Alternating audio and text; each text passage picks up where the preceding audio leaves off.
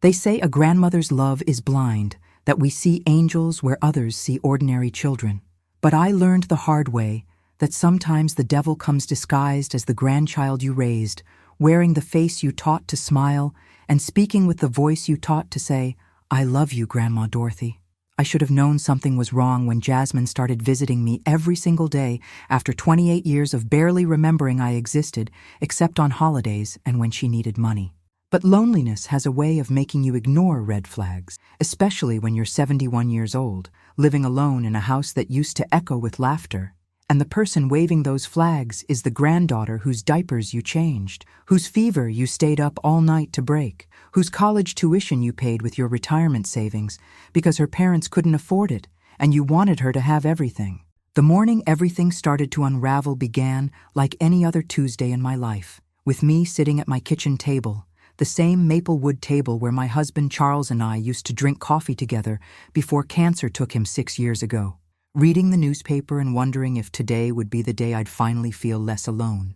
The doorbell rang at exactly 9:30, just like it had every morning for the past 3 months, and there stood Jasmine with that radiant smile that could light up a funeral home, holding a box of those expensive pastries from the French bakery downtown that I mentioned once, just once, that I liked. "Morning, Grandma Dorothy," she said, sweeping into my house like she owned it, which I suppose in her mind she already did, though I didn't know that yet. She kissed my cheek, and I smelled that expensive perfume she always wore now, something with jasmine in it.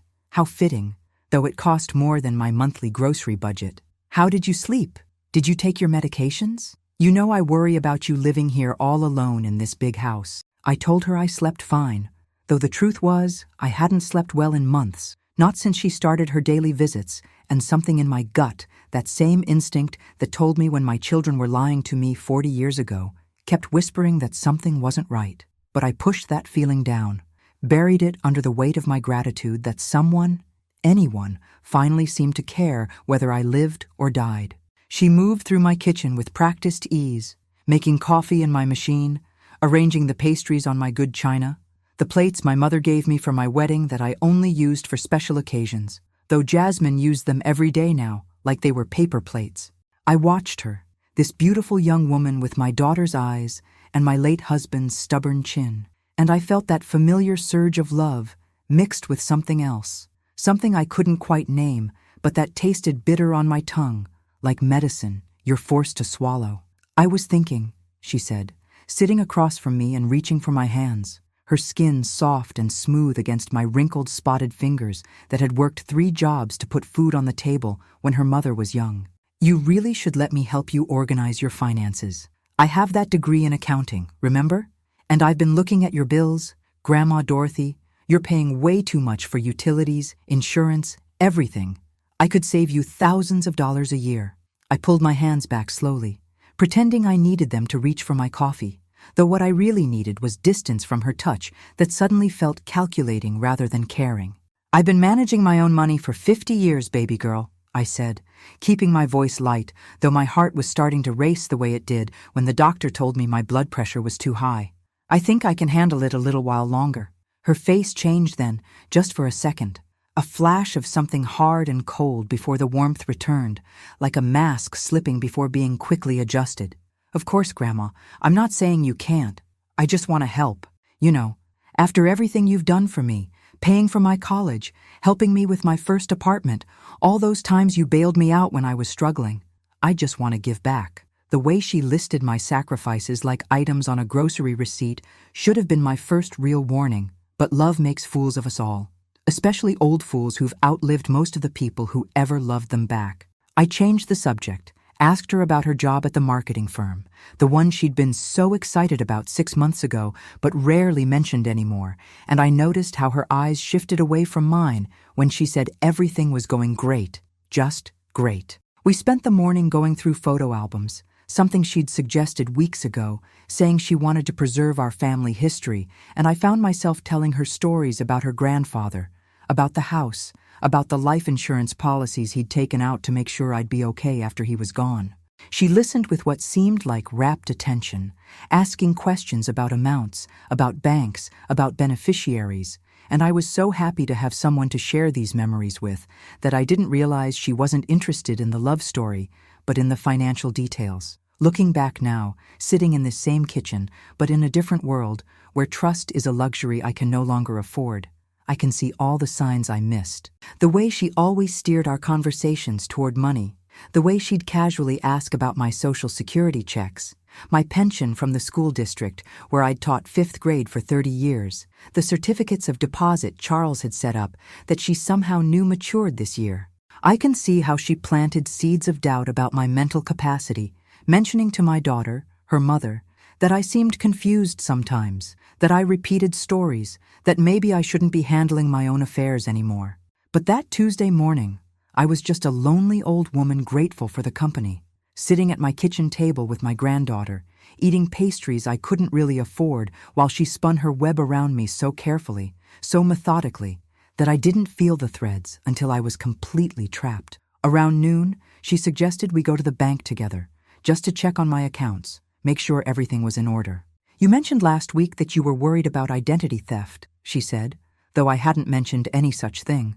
"But when you're 71, people expect you to forget what you did or didn't say, and Jasmine had become very good at using my age against me." The bank was crowded, full of people living their ordinary lives, having no idea that mine was about to change forever. Jasmine guided me to the customer service desk, her hand on my elbow like I was some fragile thing that might break, though I'd walked these streets alone for decades. The young man who helped us, Marcus, had kind eyes and called me ma'am in that respectful way that's become so rare, and I remember thinking how nice it was that some young people still had manners. "We need to add my granddaughter to my accounts," I heard myself saying, though I didn't remember deciding to say it.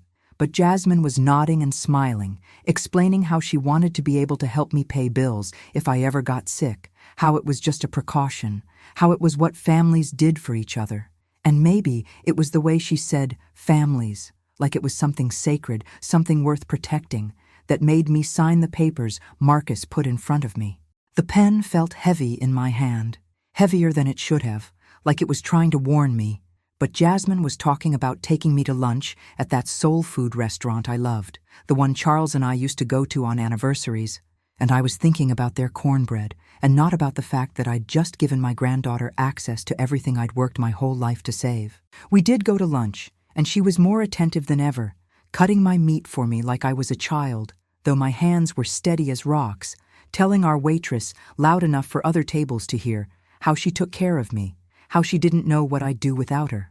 The other diners smiled at us, this devoted granddaughter and her elderly grandmother, and I felt proud instead of manipulated, loved instead of used. If you're watching this and thinking about your own family, about the people you trust most in this world, I need you to subscribe to this channel, because what I'm about to tell you might save you from learning the hardest lesson of my life the way I had to learn it. The weeks that followed were a blur of Jasmine's increased presence in my life, though I see now it wasn't my life she was interested in, but my death, or more specifically, what I'd leave behind when I died. She started staying overnight, claiming she was worried about me being alone, though I'd been alone for 6 years without incident. She answered my phone, screened my visitors, slowly isolated me from the friends I'd had for decades, always with reasonable explanations that sounded like care but were really control. My daughter Patricia called less and less, and when she did, Jasmine always seemed to be there to answer, explaining that I was napping, that I wasn't feeling well, that the doctor said I needed rest. I tried calling Patricia myself once, but Jasmine had done something to my phone, said it was a new safety feature, but I couldn't figure out how to dial out anymore without her help. The first withdrawal happened on a Thursday. I only noticed because I still balanced my checkbook the old-fashioned way, with paper and pencil, a habit Charles had insisted on, and one I'd kept after he died because it made me feel connected to him. $5,000, transferred to an account I didn't recognize. When I asked Jasmine about it, she looked at me with such concern, such perfectly performed worry, that for a moment I doubted my own eyes. "Grandma Dorothy, you moved that money yourself, remember? Last week when we set up your new savings account with the better interest rate, we talked about it for an hour. You said Grandpa Charles would want you to be smart with your money." She pulled out papers, official-looking documents with my signature, though I didn't remember signing them, Couldn't remember any conversation about interest rates. The doubt she planted in my mind that day grew like a cancer, fast and destructive. Maybe I was losing it. Maybe I did forget things. Maybe I needed her help more than I realized. She started leaving pills on my nightstand. Vitamins, she said, supplements to help with memory. And I took them because by then I trusted her more than I trusted myself, which was exactly what she wanted. My neighbor, Mrs. Chen, tried to warn me once. She came over on a Sunday when Jasmine was supposedly at church, though I later learned she'd never stepped foot in a church since she was a child. Mrs. Chen had lived next door for 20 years, had watched Jasmine grow up, had seen her transform from a sweet child into something else entirely. "Dorothy," she said, sitting on my couch, the plastic covers crinkling under her weight, "I'm worried about you. You look tired, thinner, and that granddaughter of yours, she's here all the time now. My grandson says he saw her at the casino last week, spending money like water. You know anything about that?" I defended Jasmine, told Mrs. Chen she was mistaken, that my granddaughter was helping me, taking care of me, that I was lucky to have her. Mrs. Chen left that day with tears in her eyes, and she never came back. Jasmine must have said something to her, done something, because Mrs. Chen wouldn't even look at me when I saw her getting her mail, and that hurt almost as much as what came later. The second withdrawal was $10,000. This time, Jasmine didn't wait for me to find it. She came to me with tears streaming down her face, a performance worthy of an Oscar, saying she was in trouble, that she'd been trying to handle it herself, but she needed help. A man she'd been dating had turned out to be dangerous, she said, and she owed him money, was scared for her life, couldn't go to the police because he had connections. I gave her the money. Of course I did. She was my granddaughter, my baby girl, the child I'd helped raise when Patricia was working 3 jobs just to keep the lights on. I would have given her my last penny if it meant keeping her safe, and she knew it. She counted on it. She'd probably planned on it from the very beginning. The pills she gave me made me sleep deeper, made the days blur together like watercolors in rain. I started losing track of time, of conversations, of decisions I'd supposedly made. Papers appeared with my signature that I didn't remember signing. My handwriting looked wrong, shaky, but Jasmine said it was just my arthritis acting up, and she was so convincing that I believed her, even though my hands hadn't hurt in years. One morning, I woke up to find her in Charles's study, going through his old files, the ones he'd organized so carefully before he died. She had documents spread across his desk, the deed to the house, insurance policies, bank statements going back years. When I asked what she was doing, she smiled that smile that never quite reached her eyes anymore, and said she was helping me organize, that I'd asked her to do it the night before. "You said you wanted to make sure everything was in order," she told me, and her voice was so patient, so kind, like she was talking to a child who couldn't possibly understand adult matters. "You even said you wanted to update your will, make sure everyone was taken care of properly. Don't you remember, Grandma Dorothy? We had a long talk about it over dinner." I didn't remember, couldn't remember, and the fear that I was losing my mind became stronger than the suspicion that she was stealing it from me.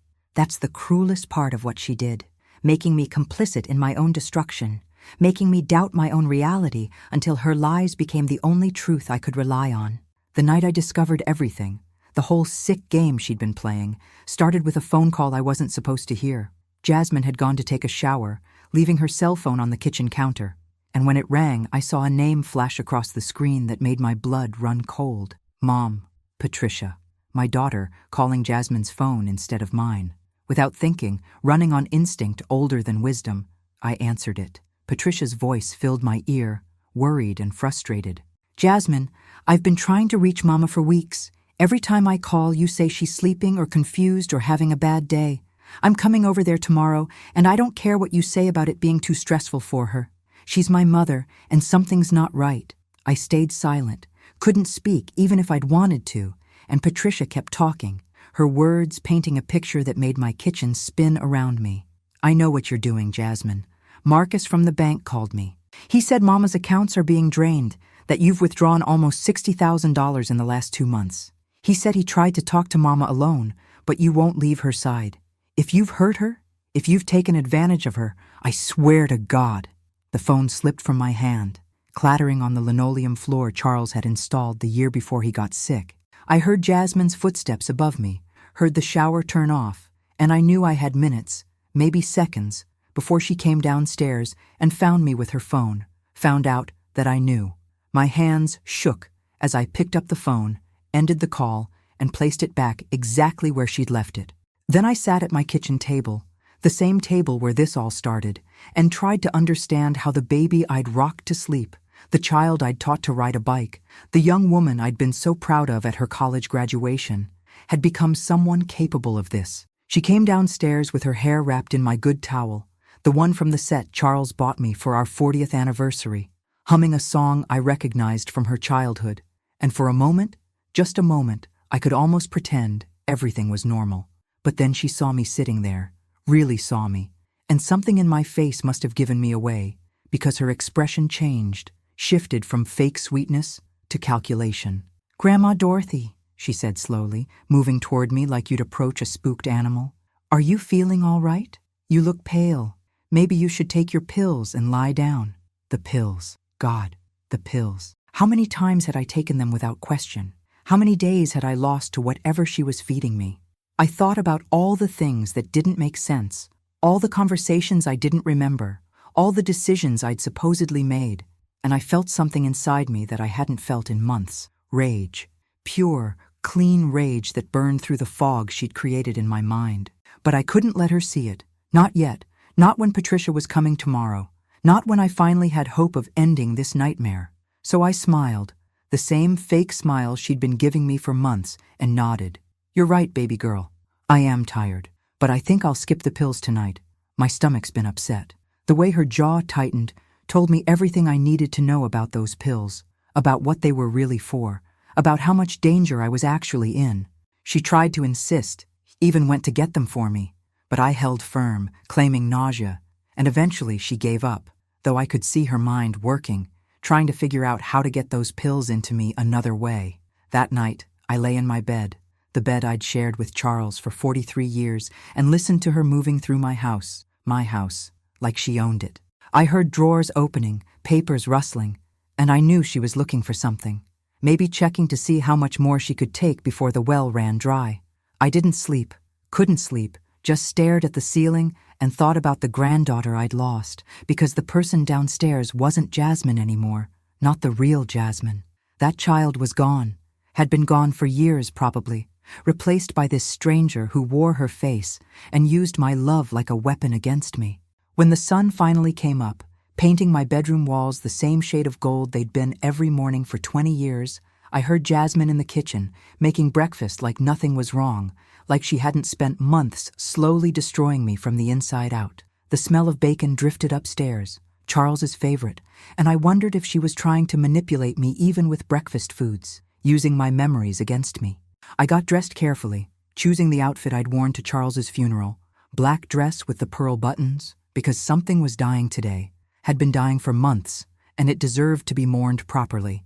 When I came downstairs, Jasmine looked at my outfit and frowned. "Why are you so dressed up, Grandma? We're not going anywhere today, remember? You need to rest." But I wasn't resting anymore, wasn't taking her pills, wasn't believing her lies. Patricia would be here soon. And then I'd have to face the truth about what my granddaughter had become and what I'd let her do to me. The question was whether Jasmine would let Patricia through the door or whether she'd already planned for this possibility too. As I sat at that kitchen table, watching her move around my kitchen with ownership instead of affection, I realized I was afraid of her, actually afraid of the child I'd helped raise, and that fear was more painful than any amount of money she could steal. She'd taken more than my savings, more than my security. She'd taken my ability to trust, to love without suspicion, to believe in the fundamental goodness of family. The doorbell rang at exactly 10 o'clock, and I saw Jasmine's whole body go rigid. She looked at me, really looked at me for the first time in months, and in that moment, we both knew the game was up. The mask she'd worn for so long finally slipped completely, and what I saw underneath made me understand that the real betrayal wasn't the money or the lies or even the pills. The real betrayal was that she'd made me afraid to love. The doorbell rang again, more insistent this time, and I watched Jasmine's face cycle through emotions like she was trying on masks, looking for the right one to wear. She settled on concerned granddaughter, but her hands were shaking as she smoothed down her hair, and I noticed for the first time that she was wearing my mother's ring, the sapphire one I thought I'd misplaced months ago. "I'll get it, Grandma," she said, her voice too bright, too controlled. "You just sit there and finish your breakfast." But I stood up, my legs steadier than they'd been in months without those pills clouding my system, and I said the first true thing I'd said to her in weeks. "No, Jasmine, I'll answer my own door in my own house." The look she gave me could have frozen hell twice over, but I walked past her, my hand trailing along the wall for support, not because I needed it, but because I wanted her to think I did. Let her believe I was still the weak, confused old woman she'd created. It would make what was coming easier.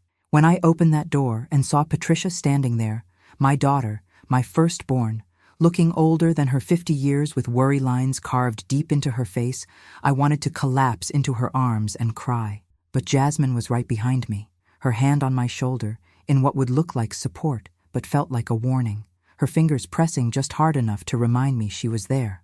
"Mama," Patricia said, and her eyes were scanning my face, looking for signs of what Marcus from the bank had warned her about. "You look different." "She's been tired," Jasmine said quickly, her voice dripping with fake concern. "Haven't you, Grandma Dorothy? That's why I've been staying here, making sure she takes care of herself." Patricia ignored her daughter completely, kept her eyes on me, and asked, "Mama, are you okay? Really okay?"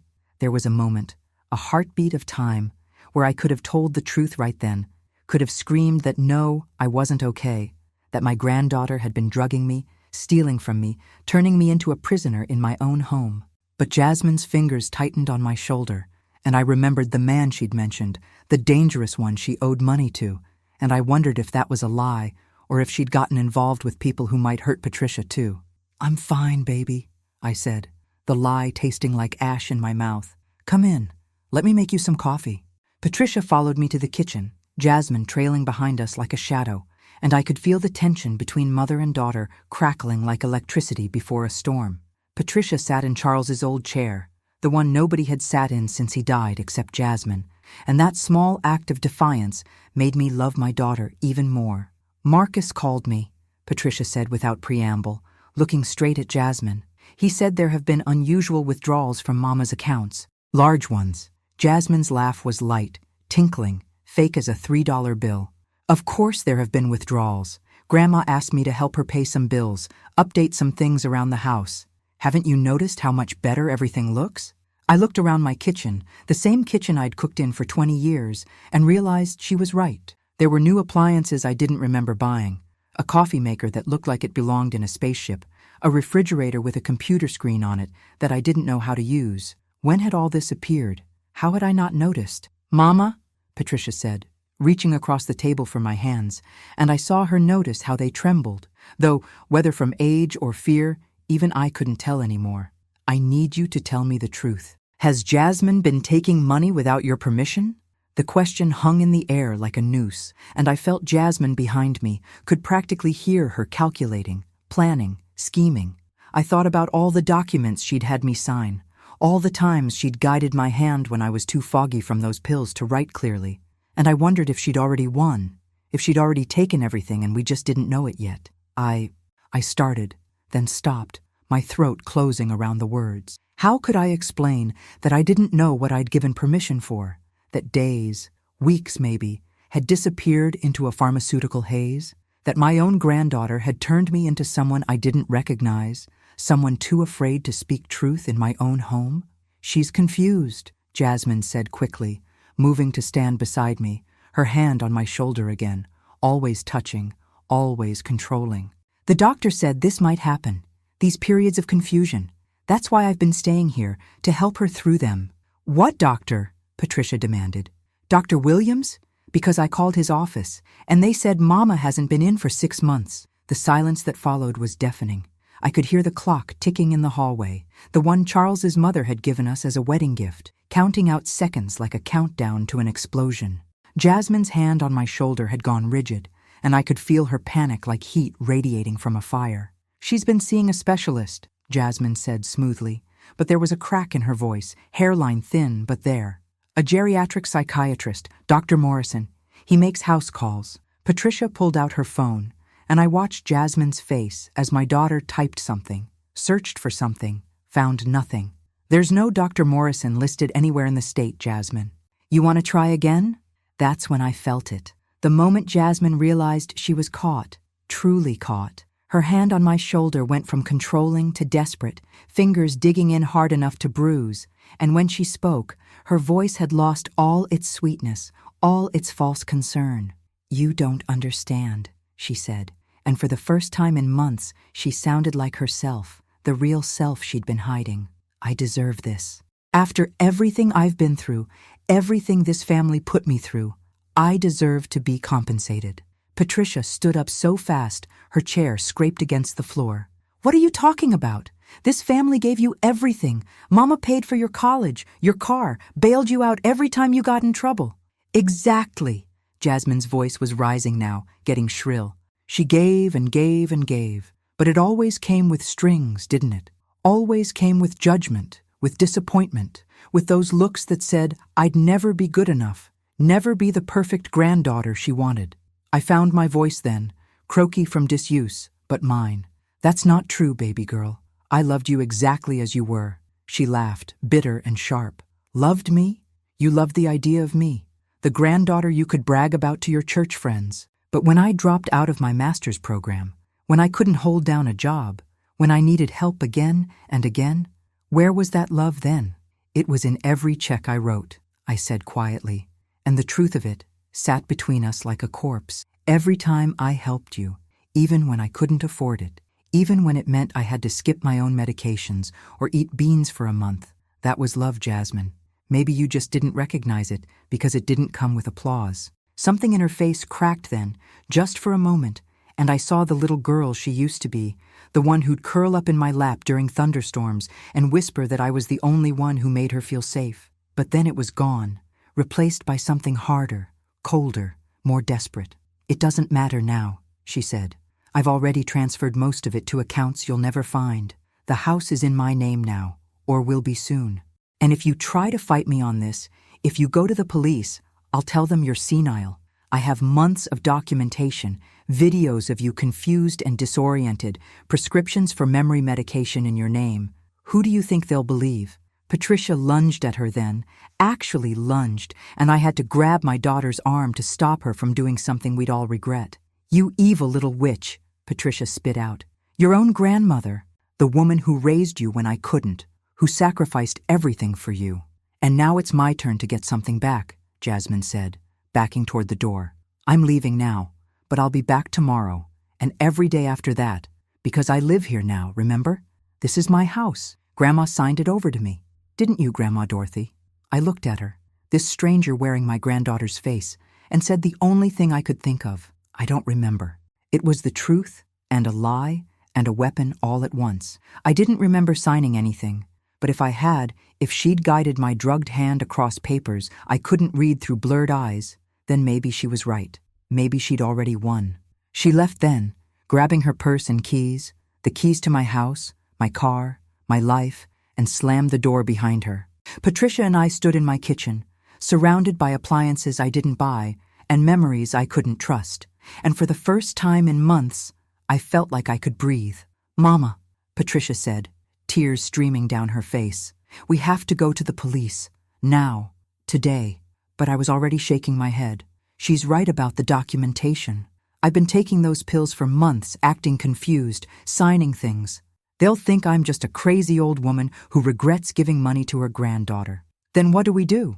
I walked to Charles's study, Patricia following, and opened the bottom drawer of his desk, the one with the false bottom he'd installed when we lived in that rough neighborhood 40 years ago. Inside, wrapped in plastic, was a small recorder, the kind Charles used to use for his insurance investigations before he retired. I'd started recording our conversations weeks ago, when the fog began to clear, when I started to suspect something wasn't right. We gather evidence, I said, holding up the recorder. Real evidence. And we pray it's enough. If you're still watching this, if you're learning from my mistakes, then please leave a comment about your own family experiences, the good and the bad, because we need to talk about these things before they destroy us from the inside out. Patricia wanted to stay with me that night, but I sent her home. Jasmine would be watching, waiting to see what we'd do. And I needed her to think she'd won, needed her to get comfortable and careless. Patricia didn't want to leave me alone. Kept asking what if Jasmine came back, what if she tried to hurt me. But I knew she wouldn't. Not physically anyway. She needed me alive, needed me competent enough to keep signing papers, but confused enough not to fight back. That night, alone in my house for the first time in months, I went through everything, every drawer, every file, every corner of my home that had become foreign territory. I found pills hidden everywhere, in the sugar bowl, crushed into powder in the salt shaker, dissolved in bottles of juice in the refrigerator. She'd been drugging me consistently, systematically, making sure I never had a clear day, a clear thought. I found papers, too.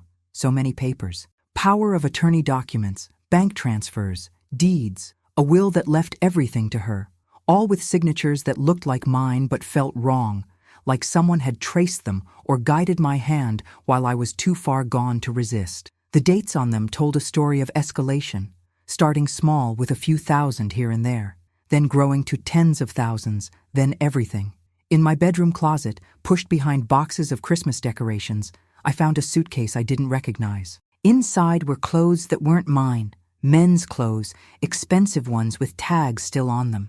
There was a passport, too, not Jasmine's, belonging to a man named Derek Thompson. And suddenly, the story about the dangerous boyfriend took on a different shade. Was he real? Was he part of this? Was he waiting somewhere for Jasmine to finish cleaning me out so they could disappear together? I sat on my bed, surrounded by evidence of my own destruction, and tried to understand how I'd let this happen. But that's the thing about trust, isn't it? Once you give it to someone, really give it, you stop looking for reasons to take it back. And Jasmine had counted on that, had weaponized my love for her, turned it into the very thing that would destroy me. The next morning came too soon and not soon enough. I'd hidden the recorder in my bra, the one place I knew Jasmine wouldn't touch, and waited. She arrived at her usual time, 9:30 exactly. But this time she used her key, didn't even pretend to knock. She walked in like she owned the place because, in her mind, she did. "Morning, Grandma Dorothy," she said, but the warmth was gone from her voice. We were past pretending now, both of us. "How did you sleep? Did you take your medication?" "No," I said simply, "and I won't be taking it anymore." She paused in the doorway, studying me. "That's not wise." The doctor said, "There is no doctor," I interrupted. "We both know that." She moved into the kitchen then, started making coffee like nothing had changed, but I could see the tension in her shoulders, the way her hands shook slightly as she measured the grounds. She was scared. "Good." "Patricia came by yesterday," she said casually. "Making trouble, spreading lies. You know how she is, always dramatic, always making everything about her." "She's my daughter," I said, "and she's trying to protect me." Jasmine laughed, but it sounded forced. "Protect you? Where was she when you needed someone to take care of you? Where was she when you were lonely, when you were struggling with Grandpa's death? I was here. I've been here every single day. To drug me," I said flatly. "To steal from me." She turned then, and her face was a masterpiece of injured innocence. "How can you say that, after everything I've done for you?" "Tell me about Derek Thompson," I said, and watched all the color drain from her face. "I don't know who that is," she said, but her voice had gone up an octave. "Really? Because his passport is in my closet, along with what looks like a whole new wardrobe for him, bought with my money, I assume." She was quiet for a long moment, and when she spoke again, her voice was different, harder, more like the real her. "You don't understand what it's like," she said, "to grow up in the shadow of perfection, to never be good enough, to always be the disappointment. You loved the idea of me, but you never loved me, the real me. So you decided to rob me?" "I decided to take what I was owed," she snapped. "All those years of feeling less than, of being compared to cousins who did better, of seeing that look in your eyes when I failed again. Do you know what that does to a person? It doesn't turn them into a thief unless they were already heading that way," I said, and my voice was stronger than it had been in months. "You had choices, Jasmine. You could have talked to me, could have gotten therapy, could have just stayed away if I was so terrible. But you chose this. Because it was easy," she exploded. "Because you made it easy. So trusting, so eager to believe I'd changed, so desperate for someone to care about you that you never questioned anything." The truth of it hit me like a slap, but I kept recording, kept her talking. "And Derek? Is he part of this? She smiled then, and it was ugly. Derek's my fiancé. We're getting married as soon as everything is finalized. We're going to start fresh, somewhere far from here, far from this family and all its judgment and disappointment. With my money. With what's mine now, she corrected. You signed it over, remember? All legal, all proper. Even if you go to the police, what are they going to do? Arrest me for accepting gifts from my grandmother? They might if they knew about the drugs, I said. About the false imprisonment, the elder abuse. Prove it, she challenged. Prove any of it. I've been very careful, Grandma Dorothy. Every prescription is in your name, prescribed by real doctors who think you requested them. Every document has your signature. Every withdrawal was made from your account, with your cards. There's no evidence of anything except a generous grandmother and a grateful granddaughter. She was right, or at least she thought she was, but she didn't know about the recorder. Didn't know that every word she just said was being captured, preserved, proof of what she'd done and why. I just had to keep her talking, had to get more, had to make sure there was enough to stop her. What about my friends? I asked. Mrs. Chen next door, the ladies from church? They'll tell the police something was wrong. Jasmine waved her hand dismissively. Your friends who I've been telling for months that you're showing signs of dementia? Who I've asked to pray for you because you're getting confused, forgetting things, making up stories. They feel sorry for you, Grandma, but they don't believe you're reliable anymore. The calculated cruelty of it took my breath away. She'd isolated me, discredited me, dismantled my life piece by piece while smiling and calling me Grandma.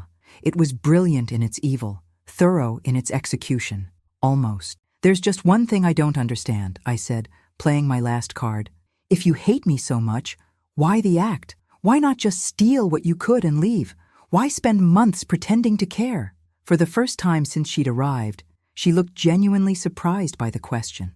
She sat down across from me, and for a moment, she looked like the little girl who used to help me make cookies on Sundays, flour in her hair and chocolate on her cheeks. I don't hate you, Grandma Dorothy, she said quietly.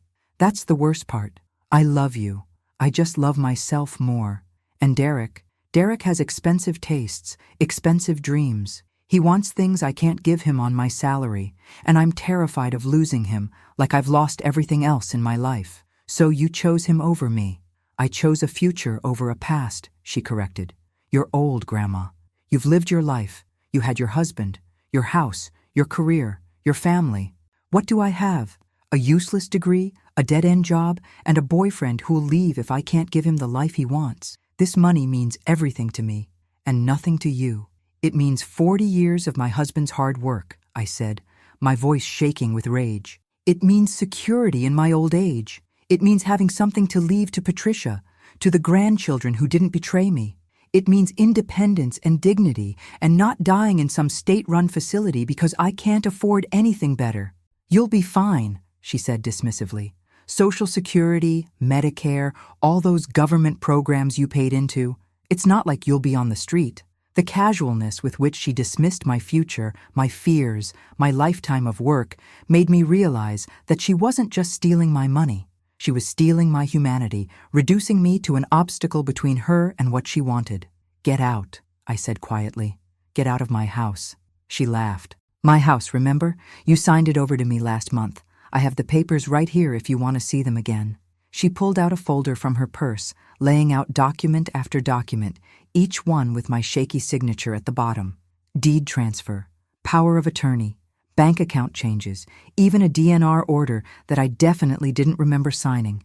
Looking at them all laid out like that, like evidence of my own stupidity, I felt something inside me break, but it wasn't my spirit that broke. It was my fear, because I realized in that moment that I had nothing left to lose. She'd taken everything except my life, and even that was probably insured in her favor by now. So what did I have to be afraid of anymore? You forgot one thing, I said, standing up, my hand going to the recorder hidden in my bra.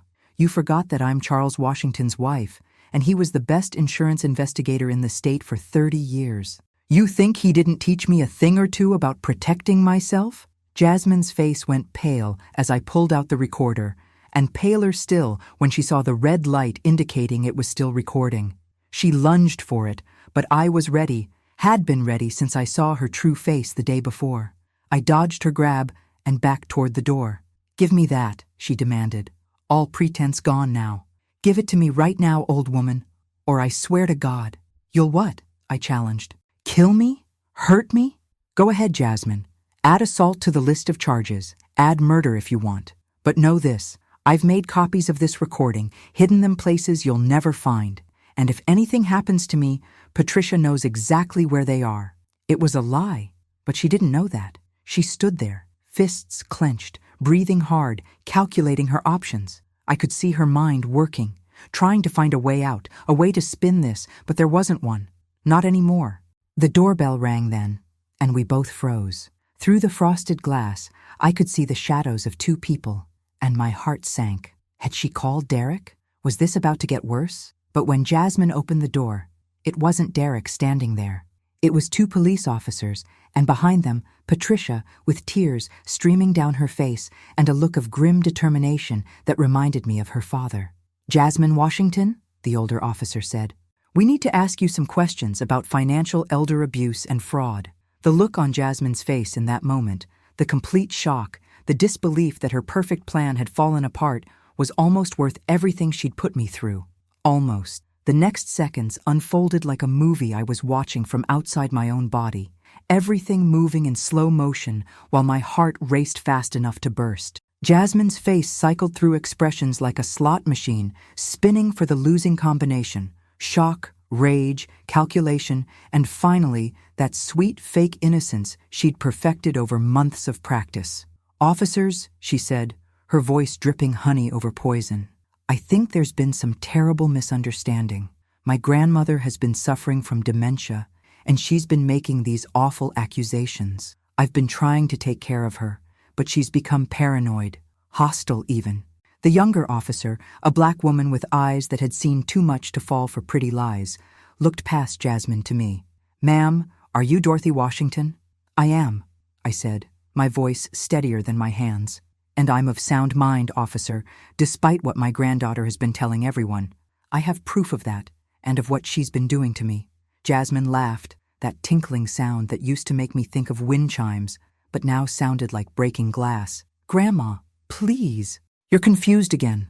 Remember how we talked about this? These episodes you've been having?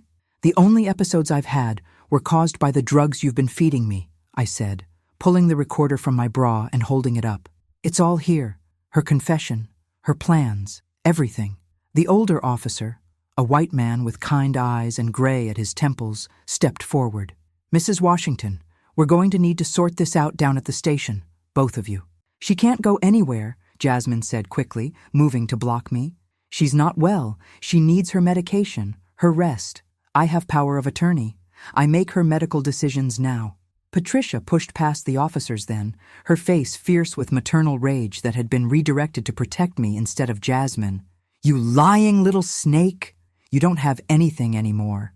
I've been to 3 lawyers since yesterday, and guess what?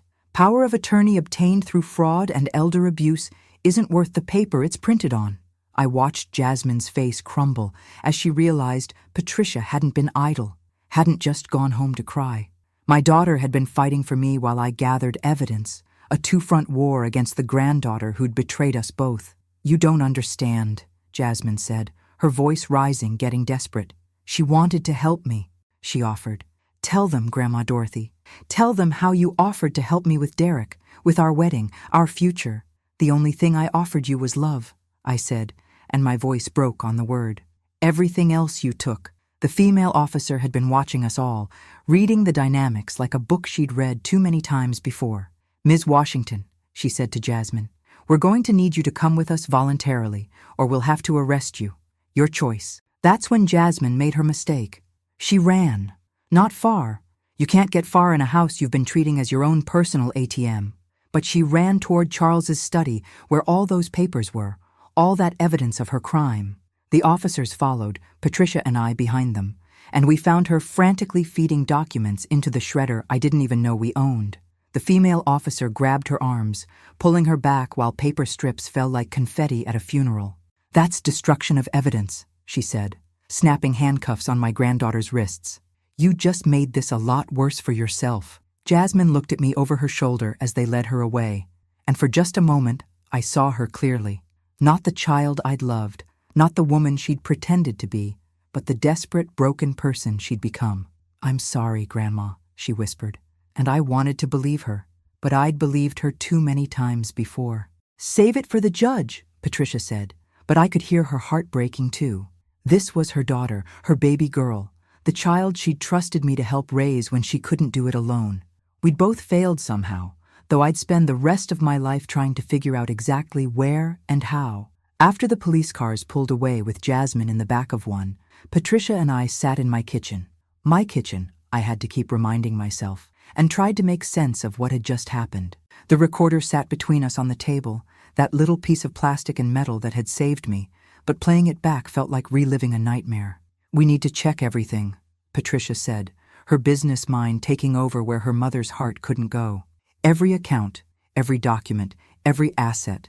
We need to know exactly what she took and what we can recover." But I was thinking about something else, something Jasmine had said about Derek and his expensive tastes. "We need to find Derek Thompson," I said. "He's part of this, maybe the mastermind behind it all." Patricia looked skeptical. "You think she was being manipulated too?"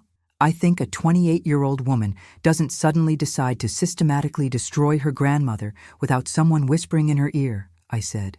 "And those men's clothes in my closet, that passport, they tell me he's been here, in my house, probably when I was too drugged to know it." The thought made my skin crawl, imagining this stranger walking through my rooms, touching my things, planning how to strip me of everything while I slept in a pharmaceutical haze upstairs. How many times had he been here? What else had they done that I didn't know about? We spent the next 3 days going through everything with a forensic accountant Patricia hired, a young woman named Sarah who looked like she should be in high school but understood numbers like Charles used to understand insurance fraud. What she found made me wish I'd stayed on those pills, stayed in that fog where the truth couldn't hurt so much. Jasmine had taken everything.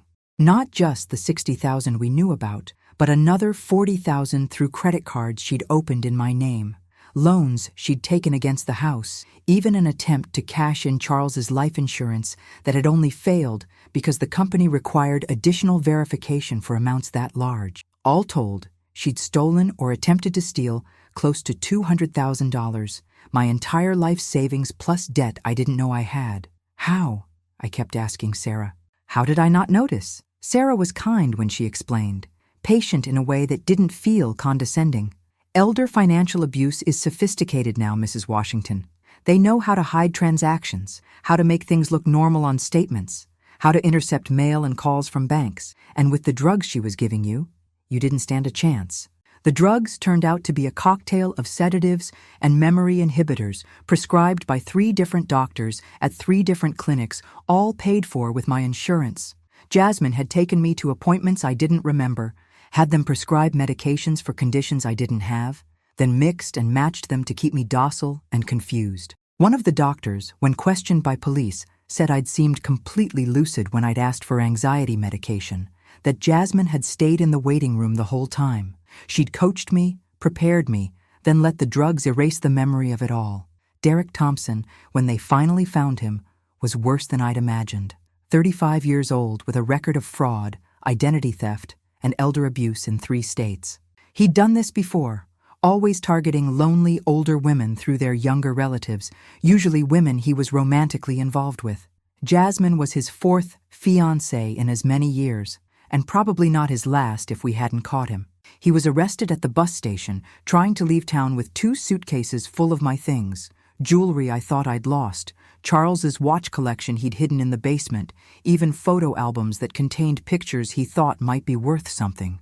When the police asked him about Jasmine, he laughed and said she was useful but disposable, that she'd been easier to train than the others. Those words, when Patricia told me about them later, made me realize that Jasmine was both villain and victim, predator and prey. It didn't excuse what she'd done, but it complicated my feelings in ways I'm still trying to untangle. The trial was set for 6 months later, and those months passed in a blur of lawyer meetings, evidence gathering, and trying to rebuild what they'd destroyed. The house, thank God, was still mine. The deed transfer hadn't been properly notarized, one of Jasmine's few mistakes, but the money was mostly gone, spent on things we'd never recover. Trips to Vegas, designer clothes, a car Derek had already sold, deposits on an apartment in another state. I had to sell things to pay the lawyers, to pay off the credit cards Jasmine had maxed out in my name. Charles's golf clubs went first, then my mother's china, then the dining room set we'd bought for our 10th anniversary. Each sale felt like losing him all over again, losing the life we'd built together piece by piece.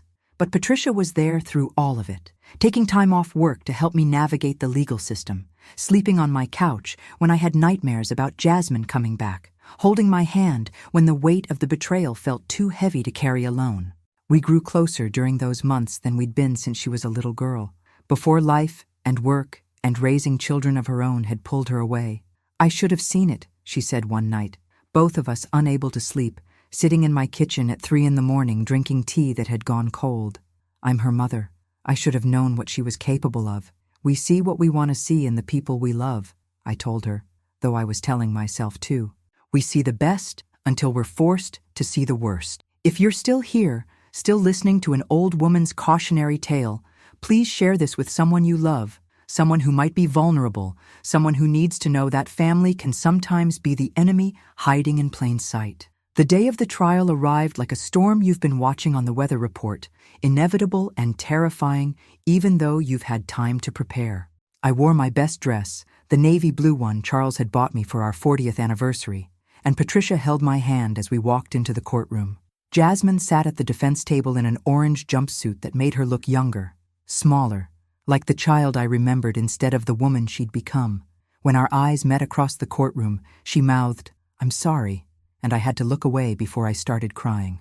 Derek was being tried separately, but his presence haunted that courtroom like a ghost. Everything Jasmine's lawyer argued, that she'd been manipulated, coerced, that she was a victim too, rang hollow when you knew she'd kept stealing even after she knew what Derek was, even after she could have stopped. When I took the stand to testify, my voice shook at first, remembering all those months of confusion and fear. But then I looked at Patricia in the gallery, at my neighbors who'd come to support me, at Mrs. Chen who'd tried to warn me, and my voice grew stronger.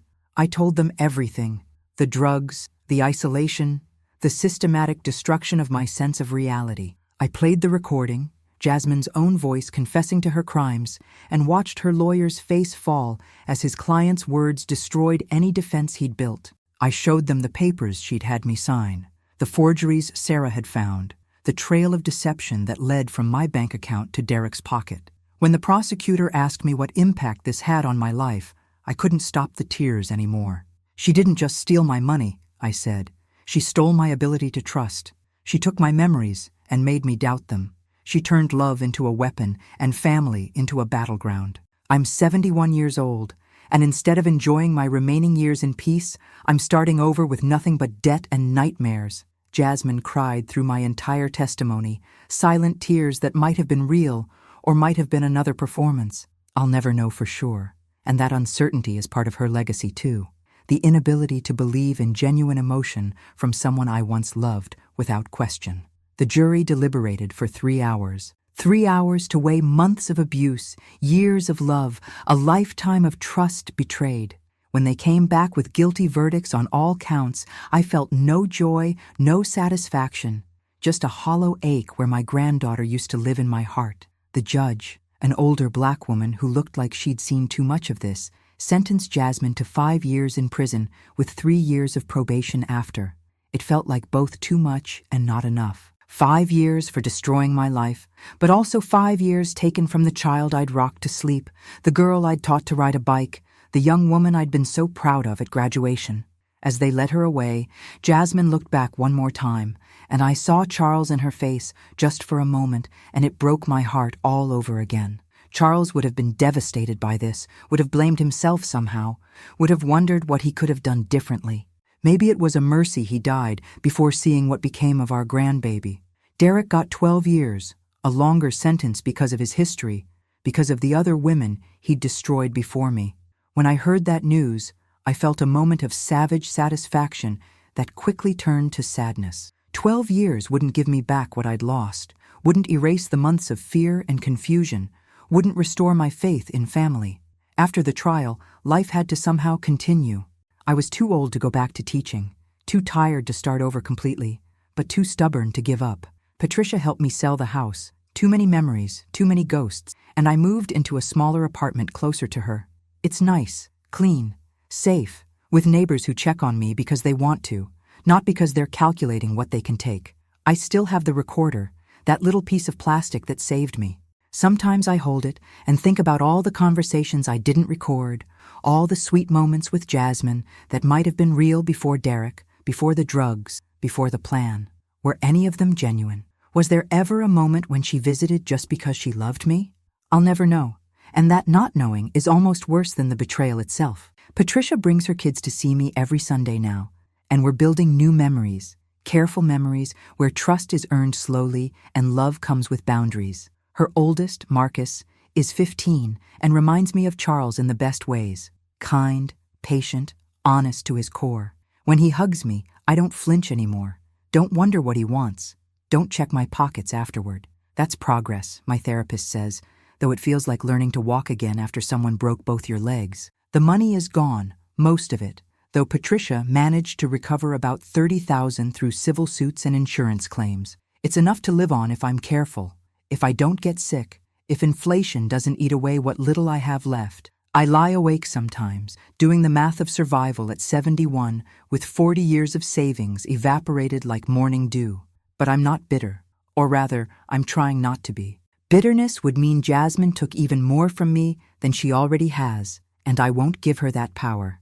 Instead, I'm turning this pain into purpose, speaking at senior centers about elder abuse, warning other grandmothers about the signs I missed, the red flags I ignored. Last week, I got a letter from Jasmine. Patricia wanted to throw it away, unopened, but I needed to read it, needed to know if prison had changed her or just given her time to perfect new manipulations. The letter was short, written in the careful handwriting I remembered from thank you notes she'd send after Christmas. Grandma Dorothy, I know you'll never forgive me, and I don't deserve forgiveness. Derek is gone from my life forever, but that doesn't excuse what I did. I think about you every day, about the grandmother who loved me when no one else did, who I destroyed because I was weak and selfish and lost. I'm getting help here, real help, trying to understand why I chose him over you, money over family, lies over love. Maybe one day I'll have answers that make sense. Until then, know that the little girl who loved you, really loved you, existed once, before I killed her with my choices. I'm sorry for everything. Jasmine. I keep that letter in Charles's Bible, marking the verse about forgiveness that I read every night, but can't quite feel yet. Maybe someday, maybe never. The wound is still too fresh, the scar tissue too tender. Forgiveness might come with time, or it might be something I carry to my grave.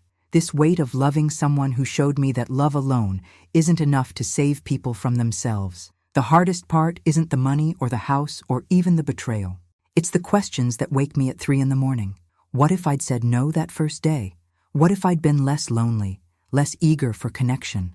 What if I'd loved her differently, better, in a way that would have made her choose me over Derek? These questions have no answers, but I ask them anyway, turning them over like worry stones smooth from too much handling. Yesterday, I ran into one of Jasmine's old teachers at the grocery store, Mrs. Patterson, who taught her 3rd grade. She hugged me and said, "I heard what happened. That wasn't the little girl I knew. Something changed her." And I wanted to ask when, wanted to pinpoint the moment my granddaughter became someone capable of such cruelty. But some transformations happen so slowly you don't notice until the person you loved is already gone. I think about the other victims too, the ones Derek charmed and destroyed before he found Jasmine, before they found me. Do they have the same nightmares? Do they jump when the doorbell rings unexpectedly? Do they test their food for strange tastes? Check their mail obsessively? Record conversations just in case? We're a silent sisterhood of the betrayed, connected by our losses and our survival. The truth is, I'm telling this story not for sympathy or even for justice. The courts gave me what justice they could. I'm telling it because somewhere, right now, there's another grandmother being visited by a grandchild who seems too interested in her finances, too eager to help with paperwork, too insistent about power of attorney.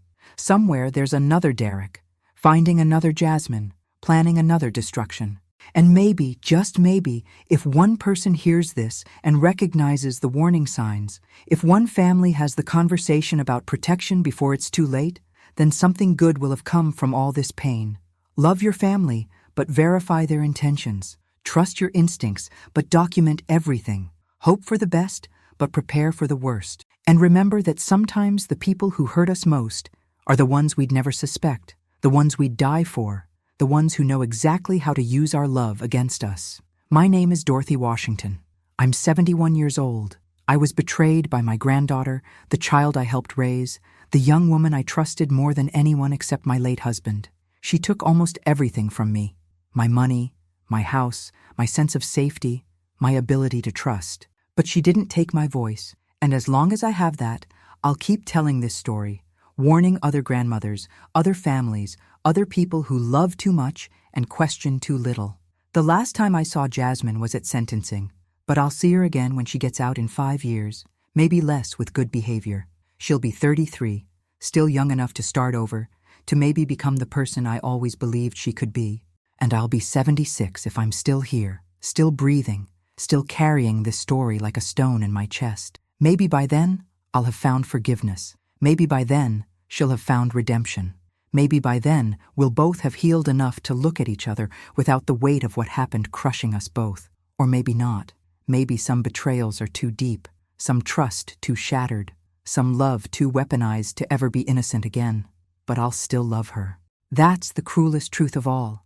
After everything, despite everything, I still love the granddaughter who destroyed me.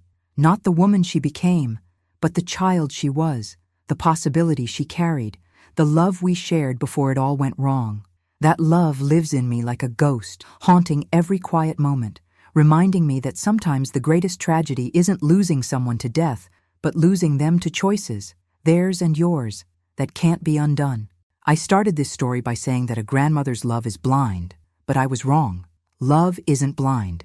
It sees everything and chooses to love anyway. The blindness comes when we let that love excuse the inexcusable, when we mistake manipulation for affection, when we're so desperate for connection that we ignore the price we're paying for it. Real love, the kind that protects both the lover and the loved, has its eyes wide open, watching for danger, even from the ones we trust most. So watch. Pay attention.